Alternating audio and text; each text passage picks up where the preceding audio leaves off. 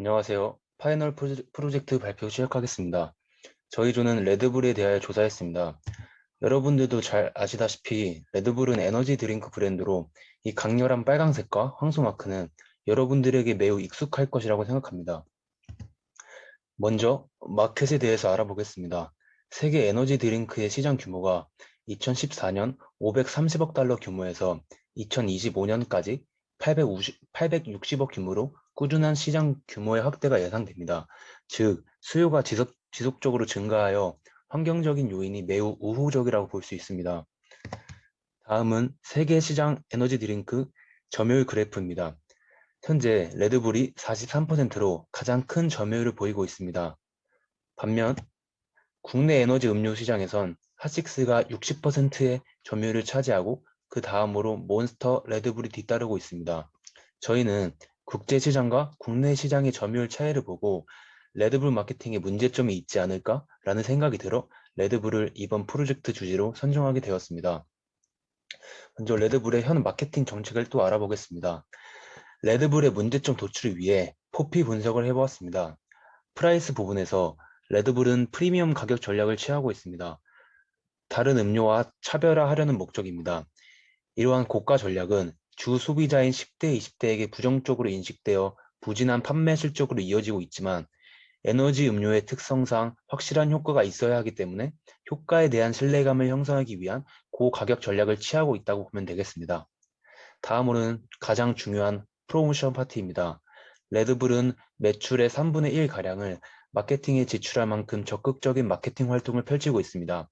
특히 레드불의 심볼과 슬로건에 부합하며 젊고 역동적인 분위기를 나타낼 수 있는 익스트림 스포츠 후원을 통해 브랜드 인지도 확장 전략을 펼치고 있으며 익스트림 스포츠에 국한되지 않고 축구팀인 라이프치히, 오스트리아 잘츠부르크 등 메이저 스포츠에도 확실한 투자를 아끼지 않고 있습니다. 또한 레드불은 적극적인 스포츠 마케팅을 통해 스포츠가 지닌 감동, 매력으로 스키마를 형성해 왔습니다. 즉, 전 세계 소비자들이 레드불을 딱 떠올리면 역동적, 스포츠, 익스트림의 이미지를 떠올리게 된다는 것입니다. 이러한 마케팅의 성공적인 효과로 레드불이 세계 에너지 드링크 점유율 1위를 달성하는 발판을 마련하였습니다. 그렇다면 왜 레드불은 국내 시장에서 고전하고 있는 것일까요? 일단 핫식스의 경우 TV, 유튜브 등 미디어를 통해 활발한 홍보 활동과 저가격 전략으로 고객을 이끌었습니다. 몬스터는 대용량의 제품, 다양한 제품 라인 등의 전략을 통해 급성장 중입니다. 레드불 역시 활발한 마케팅 활동을 펼치고는 있지만 국내 시장에서는 레드불만의 마케팅 전략이 제대로 발휘되지 못한다고 생각됩니다. 메이저 스포츠가 주를 이루는 국내에서 소비자들은 익스트림 스포츠 마케팅을 접할 기회가 매우 적습니다.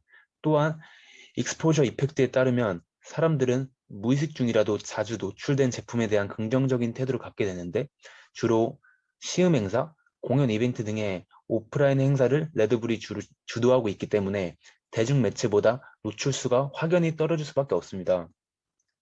자, 그러면 이런 노출 빈도만이 레드불이 현재 이런 결계를 맞게 된 이유일까요?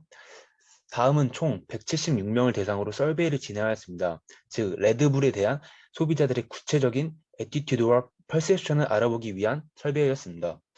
우선 귀하의 나이는에 대한 응답 결과 20대 응답률이 가장 높았으며 이것은 저희가 앞서 제시한 시장 분석 자료에서 주 소비 연령이 20대라는 것을 반영하였습니다. 다음은 어떤 에너지 드링크를 마셔 보았나요? 라는 응답 결과로 핫식스가 압도적으로 큰 부분을 차지하고 있었습니다. 또한 다음으로 어떤 이유로 에너지 드링크를 마시나요? 라는 질문에 대한 응답으로 에너지 드링크를 마시는 이유는 주로 잠들지 않기 위해서라는 것을 알 수 있었습니다. 또한 다음은 가장 중요한 응답 결과였습니다. 에너지 드링크에 있어서 가장 중요한 것은 무엇이라고 생각하시나요? 에 대한 답으로 가격이 1위, 효과가 2위를 차지하였습니다. 아무래도 경제력이 크지 않은 10대, 20대 소비층에게는 제품을 고를 때 가격이 가장 중요한 부분이고 아무래도 에너지 드링크이다 보니 효과가 중요시하다는 의견이었습니다.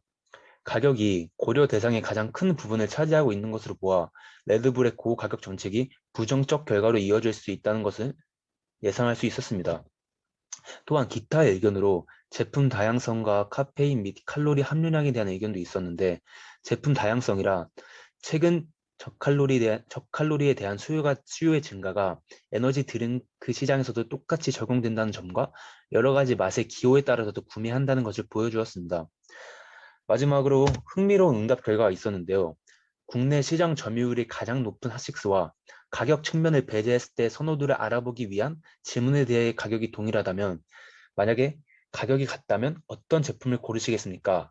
라는 질문에 핫식스에 비해 레드불의 더 높은 응답 결과가 나왔습니다. 즉 가격 면에서의 차이가 점유율의 차이로 나타난 것을 예상할 수 있었습니다. 설베이를 요약하자면 에너지 드링크는 20대에서 핫식스에 대한 소비가 크게 나타났으며 주로 잠을 쫓고 에너지를 내기 위해 구매한다는 것을 알 수 있었습니다. 또한 에너지 드링크를 선택할 때 가격, 효과, 맛, 제품 다양성 등을 고려하며 레드불에 대한 선호도 자체는 높게 나타난 것을 확인할 수 있었습니다. 네, 다음은 설베이 결과를 기반으로 한 PC바이 모델을 저희가 작성해 보았는데요. 어트리뷰트는 다음과 같고 가중치는 응답을 바탕으로 부여하였습니다. 아까 4번 응답 결과 가격이 1위로 가장 중요하다고 소비자들이 생각했기 때문에 가격에 제일 높은 5점의 가중치를 부여하였습니다. 모든 어트리뷰트 중 맛과 효과는 큰 차이가 없기에 같은 점수를 부여하였고 가격은 현재 시장 자료를 반영하여 점수를 부여하였습니다. 핫식스 60점, 몬스터 54점, 레드불 47점의 순서대로 레드불이 가장 낮았습니다. PC바이 모델로 이끌어낸 레드불의 문제 상황과 해결 방안입니다. 첫 번째로 소비자가 가지고 있는 레드불의 브랜드 평판은 상당히 높으며 스키마를 구체적으로 형성하고 있습니다. 하지만 레드불은 이 장점을 극대화시키지 못하고 있습니다. 즉, 보다 직접적인 익스포저이 필요하다고 생각했습니다. 에너지 음료의 경우 이 타입 오브 디시전 표를 보시면 에너지 음료 자체가 많은 선택지가 없기 때문에 낮은 관여도와 낮은 정보 처리 과정을 지닌 브랜드 레지네스에 속한다고 말할 수 있었습니다. 소비자들은 그렇게 큰 고민을 하지 않고 에너지 음료를 선택하기에 광고 효과가 상대적으로 중요하다는 것입니다. ELM 모델에 따르면 주변 경로를 통해 설득하는 것이 효과적이라는 생각이 들었습니다. 즉, 스트롱 아규먼트냐, 위크 아규먼트냐는 크게 영향을 주지 못하고 소스 그 자체가 영향이 훨씬 크게 준다는 것이었습니다. 레드불은 스포티하고 열정적인 에너지를 갖고 있는 저간여 제품이기 때문에 셀레브리티를 통해 미디어에 노출시킨다면 기존 마케팅 방식의 문제점과 레드불이 갖고 있는 장점을 극대화시킬 수 있을 것입니다. 한 예로 최근 키움 히어로즈의 이정우 선수를 레드불이 후원한 사례를 들 수 있습니다. 유명 운동선수가 이 레드불을 광고한다면 레드불의 스포티한 스키마가 더욱 부각될 것이고 운동 효과와 별 관계가 없다거나 비싸고 맛도 없다고 생각한 소비자들이 선수에 대한 호감을 바탕으로 레드불에 대한 태도의 균형을 맞추기 위한 변화를 이끌어낼 수 있을 것이라고 생각했습니다. 이거는 저희가 배운 균형 이론에 입각하여 설명되는 부분이었습니다. 두 번째로 레드불은 두 가지 맛밖에 없어 핫식스, 몬스터에 비해 선택지가 굉장히 적으며 최근에 저칼로리에 대한 수요를 반영하지 못하고 있습니다. 레드불은 이러한 트렌드를 반영하여 새로운 제품을 출시하며 약한 어트리뷰트를 보완하고 소비자들에게 다시금 우리의 어트리뷰트가 약하지 않았다라는 식으로 설득하는 방향으로 나아가야 할 것입니다. 마지막으로 에너지 드링크 자체에 대한 부정적인 태도를 갖고 있는 소비자에게 새로운 퍼셉션을 제공해야 합니다. 기존에 카테고라이제이션 되어 있는 건강에 해로운 고카페인 각성 음료가 아닌 새로운 포지셔닝이 필요하다는 말인데요. 실제로 레드불의 카페인 함유량은 일일 권장 섭취량에 한참 못 미치는 수준입니다. 그렇기 때문에 건강에 해로운 음료가 아닌 에너지를 주고 삶의 날개를 달아줄 수 있는 음료라는 새로운 포지션을 지속적으로 제공하려는 노력이 필요할 것입니다. 덧붙여서 에너지 드링크를 잠들지 않기 위해 마신다는 인식이 대다수인 소비자들에게 만약에 스포츠의 노드가 강하게 발현되게 한다면 또한 시장 점유율 확대가 가능할 것이라고 생각했습니다. 정리하자면 저희 조는 국제 시장에 비해 국내 시장에서 레드불의 점유율이 낮게 나타나는 이유가 무엇인가에 대한 물음을 시작으로 포피 분석, 서베이를 실시하였고 이를 바탕으로 PC바이 모델 스키마 맵을 작성해 보았습니다. 레드불의 장점을 활용하여 더욱 직접적으로 소비자에게 이와 관련한 노출을 최대화시키고 소비자들이 인식할 수 있게끔 하는 것이 최우선이라는 결론을 도출했습니다. 또한 최근 트렌드를 반영한 등 노력을 기울인다면 현재 레드불보다 더 다양한 소비자를 끌어들일 수 있을 것이라는 생각이 들었습니다. 이상으로 발표를 마치겠습니다. 들어주셔서 감사합니다.